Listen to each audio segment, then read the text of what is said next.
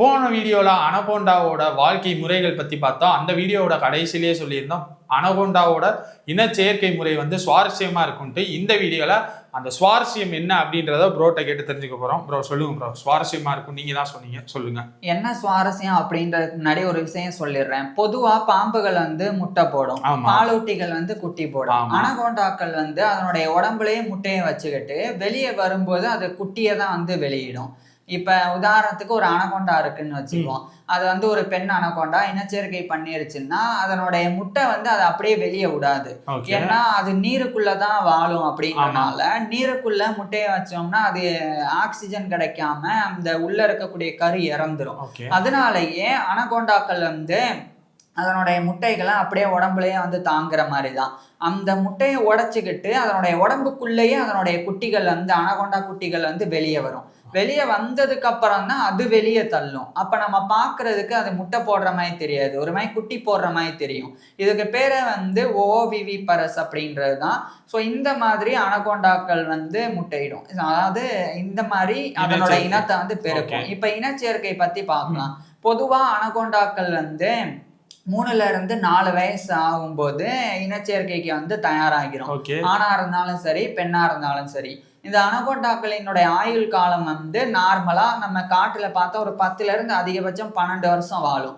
இதுவே கேப்டிவிட்டிஸ்ல எல்லாம் வச்சு வளர்ப்பாங்கல்ல, அந்த மாதிரி வளர்த்தா கிட்டத்தட்ட 20 வருஷத்துக்கு மேல, ஏன் 30 வருஷத்துக்கு மேல கூட உயிர் வாழும். ஸோ அந்த அளவுக்கு அனகோண்டாக்களை பராமரிச்சா வாழ முடியும். அது வாழ்நாள் முழுக்கவே இனச்சேர்க்கை பண்றதுக்குண்டான அந்த தகுதி இருக்கு. மனிதர்களுக்கு இப்ப பெண்களுக்கு ஒரு வயசு வந்துருச்சுன்னா அந்த ஒரு 50 வயசு, அதுக்கப்புறம் குழந்தை பிறக்காது. ஆனா இந்த அனகோண்டாக்களுக்கு அப்படிலாம் கிடையவே கிடையாது.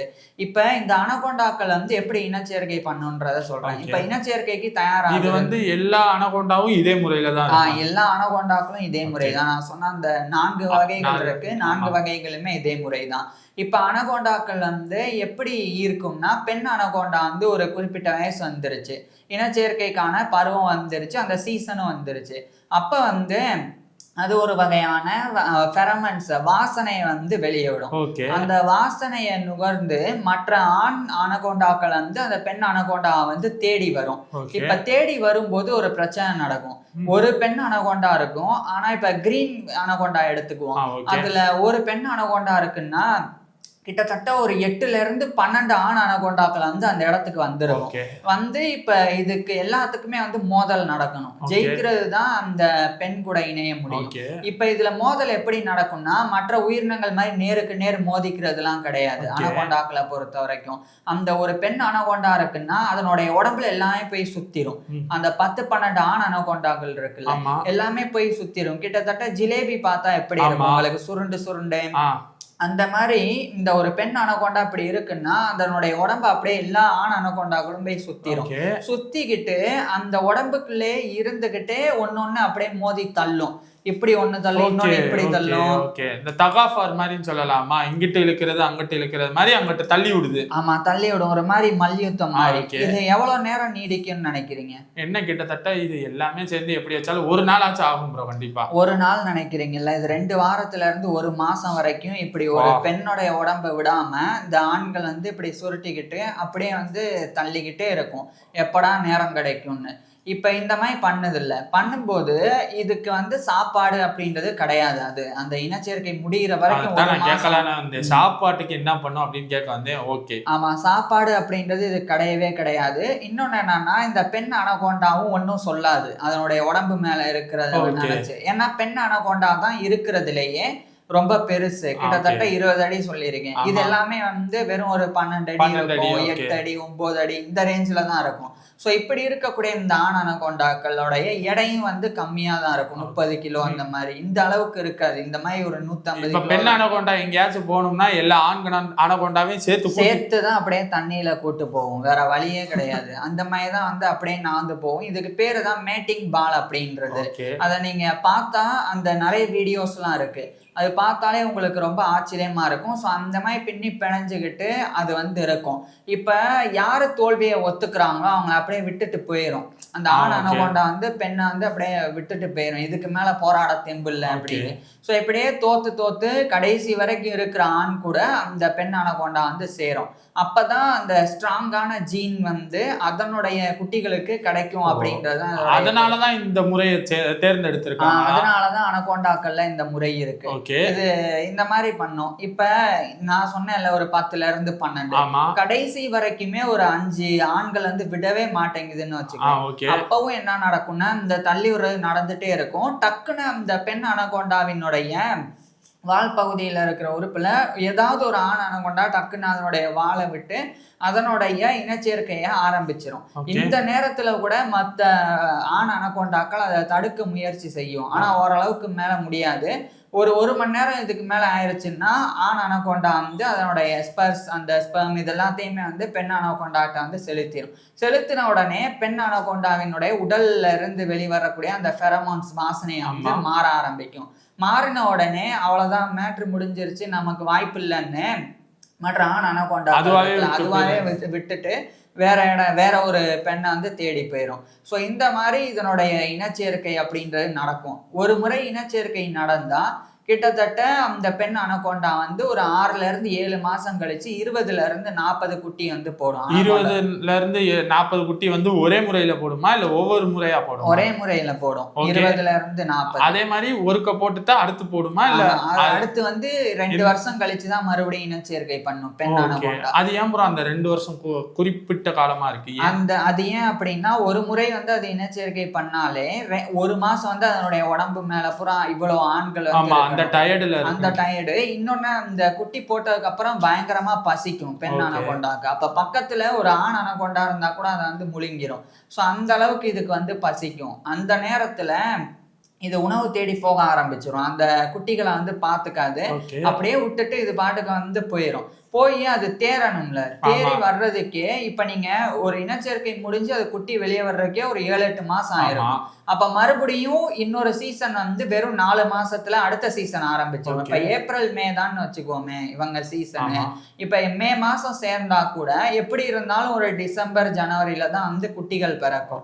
அப்ப மறுபடியும் அந்த பிப்ரவரி மார்ச் ஏப்ரல் வெறும் ஒரு 2-3 மாசம் தான் கேப்பே இருக்கும்.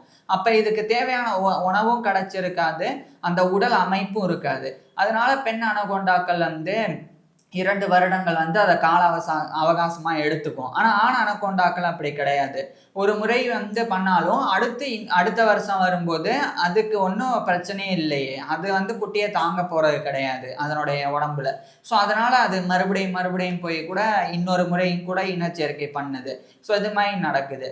இப்போ இது அதிகபட்சம் 20ல இருந்து 40 குட்டி சொன்னேன் அனகோண்டாக்கள். இது இன்னும் அதிகரிக்கும். அனகோண்டாவினுடைய அளவு பெருசா இருந்தா அது 100 குட்டி கூட போடும் ஒரே நேரத்துல. இப்ப அனகோண்டா குட்டிகளினுடைய அளவு வந்து 2 அடியில இருந்து 3 அடி இருக்கும். பிறக்கும் போதுல இருந்தே ஒரு 2 அடி இருக்கும், இல்லைன்னா அதை விட பெருசாவே 3 அடி இருக்கும். அது அப்படியே நேரா தண்ணிக்குள்ள போக ஆரம்பிச்சிடும். அதுக்கு வந்து எடுத்தோடனே எப்படி வேட்டையாடுறது எல்லாமே கத்துக்கிட்டு தான் அந்த கத்து கொடுக்கறது ஆண் அனகோண்டாவா இல்ல பெண் அனகோண்டாவா? எதுவுமே கத்து கொடுக்காது. அதனுடைய இன்ஸ்டிங்க்ட்ல அதனுடைய உள்ளுணர்வுலயே அது இருக்கும், எப்படி நடந்துக்கணும், தானாவே முன்னேறுது.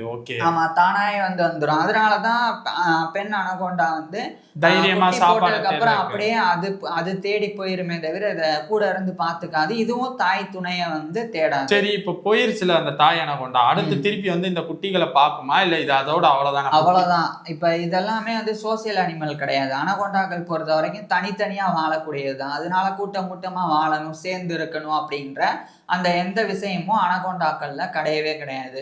இன்னொன்னு என்னன்னா அனகோண்டாக்கள்லயே ஒரு சுவாரஸ்யம் இருக்கு. 2019ஆம் ஆண்டு யுனைடெட் ஸ்டேட்ஸோடைய மேசச்சூசட்ஸ்ல இருக்கிற பாஸ்டன்ல நியூ இங்கிலாந்து அக்வேரியம் அப்படின்னு ஒண்ணு இருக்கு. அங்க வந்து அண்ணா அப்படின்னு சொல்லி ஒரு பெண் கிரீன் அனகோண்டா, அது வந்து கிரீன் அனகோண்டா இனத்தை சார்ந்த ஒரு பெண் அனகோண்டா தான். அது வந்து இனச்சேர்க்கைக்கு ஆண் இல்லவே இல்லை, எந்த ஒரு ஆண் துணையும். அப்ப என்ன நடந்ததுன்னா அந்த 2019ல அது திடீர்னு 18 பெண் குட்டிகளை வந்து போட்டுருச்சு. எப்படி? அதுதான் வந்து விஞ்ஞானிகளுக்கு ரொம்ப ஆச்சரியமா இருந்தது. அப்ப என்ன விஷயம் புரிய வந்ததுன்னா, இது வெர்ஜினா இருந்தாலும் பெண் அனகோண்டாக்கள்னால குட்டி போட முடியும், அதனுடைய இனத்தை வந்து எப்படியாவது அதனுடைய மரபணுவை வந்து கடத்திடணும் அப்படின்றதுக்காக. இப்ப நம்ம பார்த்திருக்கோம்ல தேனீல ஆமா. எறும்புல எல்லாம் வந்து ஆணுடைய விந்தணு இல்லாம ராணி ஆமா. தேனி இல்லைன்னா ராணி எறும்புனால முட்டை போட ஆணை முடியாது. வந்து உருவாக்க முடியும், Okay. முட்டை போட முடியும்னு. அது மாதிரி இந்த பெண் அனகோண்டாக்கள் வந்து இனச்சேர்க்கை பண்ணாம இருந்தாலும் பெண் குட்டிகளை வந்து போடுது. ஆண் குட்டிகளை போடாது, பெண் குட்டிகளை போடும். ஓகே, அப்ப இனச்சேர்க்கை சேர்ந்தா தான் ஆண் அனகோண்டா, இனச்சேர்க்கை செய்யலைன்னா பெண் பெண் அனகோண்டா. அனகோண்டாவை அதனால உருவாக்க முடியும். ஆனா என்னன்னா இந்த 18ல கிட்டத்தட்ட 15 வந்து இறந்துதான் பிறந்தது. மிச்சம் 3 இருக்கும்ல, ஆமா. அதுல 1 வந்து இறந்து போயிருச்சு. 2 மட்டும்தான் வந்து ஸ்ட்ராங்கா இருந்தது. 2மே அப்படியே குளோன் மாதிரி இருந்தது. அப்படியே அச்சாசெல்லாம் அந்த பெண் அனகோண்டா இருக்கும்ல, ஆமா. அதனுடைய டிஎன்ஏ அதனுடைய எல்லாமே அதே மாதிரி இருந்திருக்கு. அதே மாதிரி இருந்திருக்கு. ஸோ இது வந்து உலகத்துல நடந்த ஒரு ஆச்சரியமான விஷயமும் கூட. ஸோ அந்த மாதிரி அனகோண்டாக்கள்லாம் இன்னும் போக போக நிறைய விஷயங்கள் இருக்கு. அதை அடுத்த வர்ற வீடியோஸ்ல எல்லாம் பார்க்கலாம். உங்களுக்கு தெரிஞ்சிருக்கு அனகோண்டால இப்படி ஒரு சுவாரஸ்யமா இருக்குன்னு எனக்கே தெரியல. ஏன்னா இனச்சேர்க்கை செய்யாமலே முட்டை போடுறது உண்மையிலேயே பெரிய விஷயம். முட்டை இல்ல குட்டி, சாரி குட்டி போடுறதுன்றது. ஓகே, உங்களுக்கு ஏதாச்சும் கொஸ்டின்ஸ் இருக்கும்ல, அதை கீழே கமெண்ட் பண்ணுங்க. அடுத்த வீடியோல இதை விட சுவாரஸ்யமா அடுத்த வீடியோல என்னன்னு சொல்லல பாத்தீங்களா, என்ன பண்ண போறோம். அடுத்த வீடியோலையும் இதே மாதிரி தான் அனகோண்டாக்கள் தான். ஆனா இன்னும் நிறைய அறியாத விஷயங்கள் இருக்கு. அப்போ அனகோண்டாவை பத்தி நம்ம யோசிச்சிருக்கவே மாட்டோம். அந்த விஷயங்களை வந்து அடுத்த வீடியோல பாக்குறோம். இந்த வீடியோல உங்களுக்கு கேள்வி இருந்துச்சுன்னா அதை கீழே கமெண்ட் பண்ணுங்க. அடுத்த வீடியோல வந்து பாக்குறோம்.